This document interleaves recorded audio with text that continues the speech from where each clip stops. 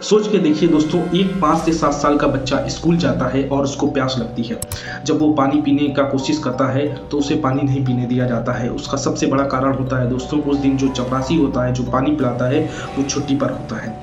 जब ये बात बाबा साहब भीमराव अंबेडकर जी इस चीज़ को झेलते हैं तो वो हमारे आप सबके लिए कुछ ऐसी चीज़ें करके चले जाते हैं कि हम जो इस देशवासी हैं, भारत के देशवासी हैं, भारत में जी रहे हैं, वो पानी को जो है दोस्तों, स्वच्छ पानी जो है हमारा मौलिक अधिकार बन जाता है और हम सरकार से अपने अधिकार के तौर पर पानी, स्वच्छ पानी की मांग कर सकते हैं। जिसे उसे व्यक्ति को पीने नहीं दिया गया था, वह व्यक्ति हमारे आप सबके लिए इतना कर जाता है कि हम अधिकार से सारी चीज़ों को मांग सकते हैं। अभी हाल ही में आपने दिल्ली में स्वच्छ हवा को लेकर प्रोटेस्ट देखे होंगे। स्वच्छ हवा हमारा मौलिक अधिकार है। मौलिक अधिकार होने के कारण ही दोस्तों हम सरकार से मांग कर सकते हैं, प्रोटेस्ट के माध्यम से सारी चीज़ें सरकार के सामने रख सकते हैं। ये अधिकार हमें किसने दिए? ये उसी व्यक्ति ने दिए जिसे खुद एक समय पर कुछ अधिकार प्राप्त नहीं थे, लेकिन वो एक व्यक्ति हम सब पूरे करोड़ों देशवासियों को इतने सारे अधिकार दे के चला गया कि हम आज भी उन्हें याद करते हैं।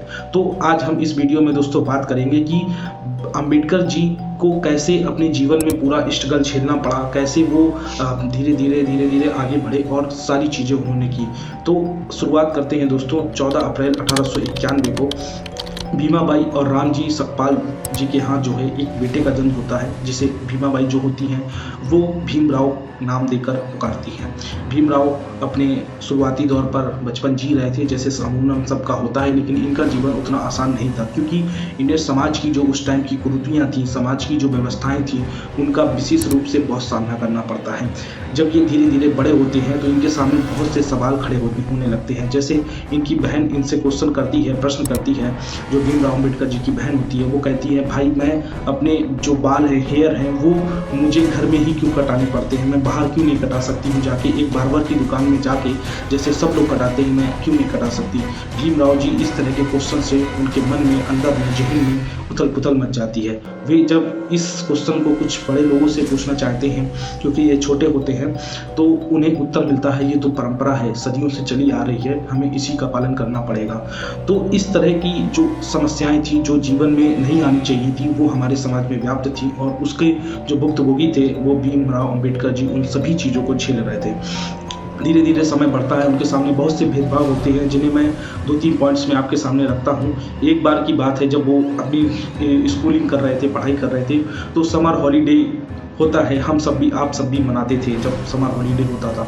तो उसमें क्या होता था कि वो कहीं घूमने के लिए जाते हैं, समानता भारतीय बच्चे नानी के घर जाते हैं, वैसे ही वो जो है घूमने के लिए जा रहे थे। कहाँ जा रहे थे? उनके पिता जो आर्मी से रिटायर हो चुके थे, एक कैशियर के रूप में गोरेगांव में काम कर रहे होते हैं, तो वो सोचते हैं कि मैं जो हूँ अपने पिताजी के पास जाऊँगा। तो जब वो अब दोस्तों पिताजी के पास जाते हैं अपने छोटे भाई के साथ, तो वो रेलवे स्टेशन गोरेगांव में उतरते हैं। ठीक है, उतरने के बाद क्या होता है कि वो नीट एंड क्लीन साफ सुथरे कपड़ों में दो व्यक्ति, ऐसा लग रहा था मानो जैसे कि कोई बहुत अच्छा पैसे वाला व्यक्ति, समझदार बुद्धिजीवी व्यक्ति, बुद्धिजीवी तो थे, वहाँ पर उपस्थित है। इस स्थिति को देखकर वहाँ का जो स्टेशन मास्टर है वो उनके पास आता है, क्योंकि उनके पिता को उन्हें लेने आना था, किसी कारणवश से वो नहीं आ पाते हैं, तो वो लोग वहीं पर अपने पिता का इंतजार करते हैं। तब जब स्टेशन मास्टर उनके पास आता है तो उनसे बातचीत करता है। बातचीत के दौरान भीमराव अंबेडकर जी उनको बातों बातों में अपनी जाति बता देते हैं कि वो इस जाति से हैं।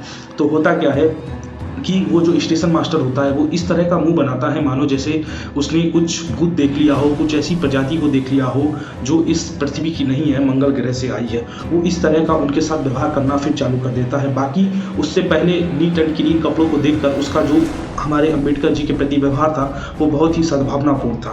धीरे धीरे दोस्तों ये बात पूरे स्टेशन और स्टेशन के बाहर फैल जाती है।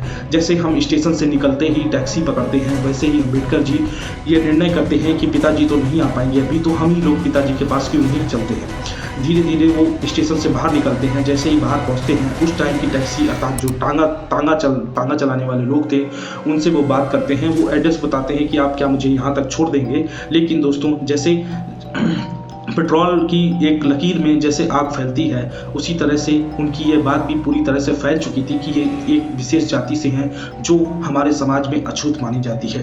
टांगा वाले ने उन्हें ले जाने से मना कर दिया। जब भीमराव अंबेडकर जी ने उसे जो लागत थी जाने की उसका डबल ऑफर किया कि मैं आपको इतने ज़्यादा पैसे दूंगा तो तब आप मुझे ले चलेंगे, तो वो धीरे धीरे जो है मान जाता है कि हाँ ले चलेंगे। लेकिन अंबेडकर जी के सामने एक शर्त रखता है। वो शर्त होती है दोस्तों कि तांगा आपको खुद चलाना पड़ेगा। वो तांगा वाला जो चालक होता है वो ये सोचता है कि जो डबल पैसे देंगे उससे जो एक्स्ट्रा पैसा होगा उससे मैं अपना तांगा साफ कर लूँगा, अर्थात क्योंकि ये दोनों भाई यूज़ करेंगे उसको तो मेरा तांगा गंदा हो जाएगा।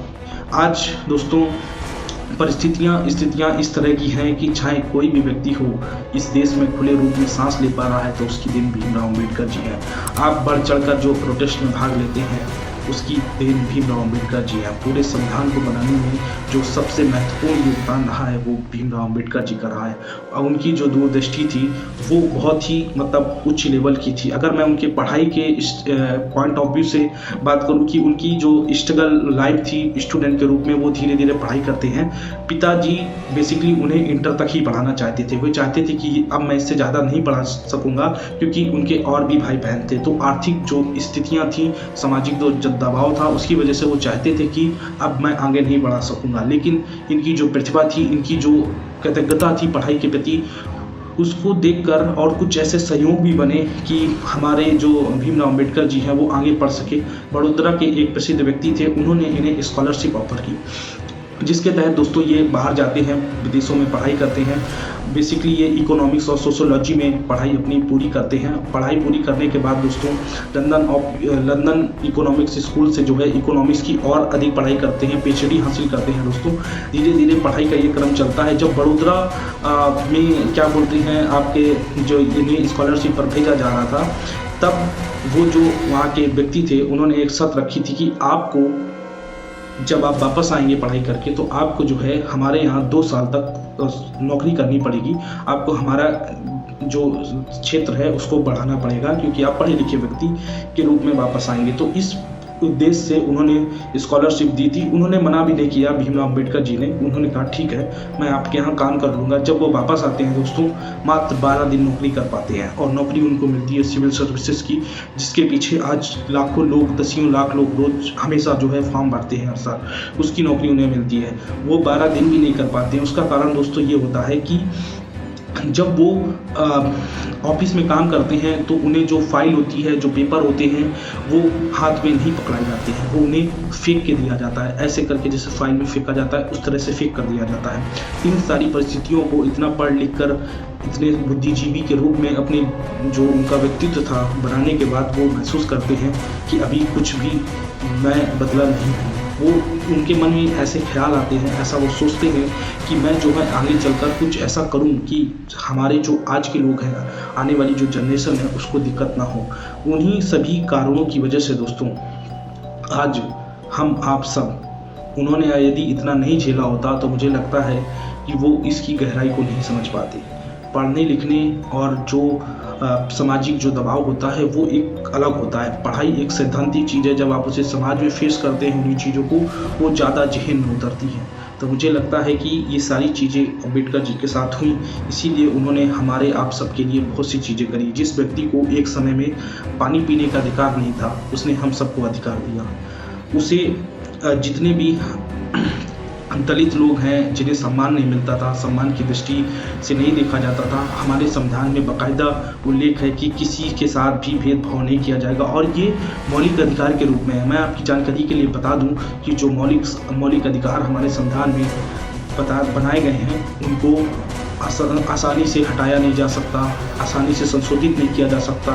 यहाँ तक कि अगर मैं आपको बताऊँ तो आर्टिकल 20 और 21 जो मौलिक अधिकार के अंतर्गत आता है, उसे आपातकाल के दौरान भी खत्म नहीं किया जा सकता।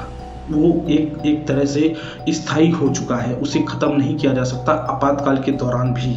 तो इस तरह की व्यवस्था भीमराव अंबेडकर जी करके गए हैं। अगर मैं आपकी जानकारी के लिए एक चीज़ और बताऊं तो आर्टिकल 21 हमारे जीवन से संबंधित है। जीवन के अंतर्गत ही स्वच्छ पानी, स्वच्छ हवा, स्वच्छ शौच का अधिकार अभी सुप्रीम कोर्ट ने उसमें शामिल करा है। मासिक धर्म जो पीरियड्स होते हैं उसे भी मौलिक अधिकार के तहत शामिल करा है आर्टिकल 21 के तहत। जीवन और देह की स्वतंत्रता के अधिकार के तहत वो वो सभी देन भीमराव अम्बेडकर जी की है। तो अभी कल 14 अप्रैल को जो है भीमराव अम्बेडकर जयंती है, तो इसके लिए आप सभी को बहुत बहुत बधाई। बाकी आप क्या सोचते हैं जो वो हमारे आप सबके लिए करके गए हैं, उन्हें किस रूप में याद करते हैं, मुझे कमेंट में ज़रूर बताइएगा। नमस्कार साथियों।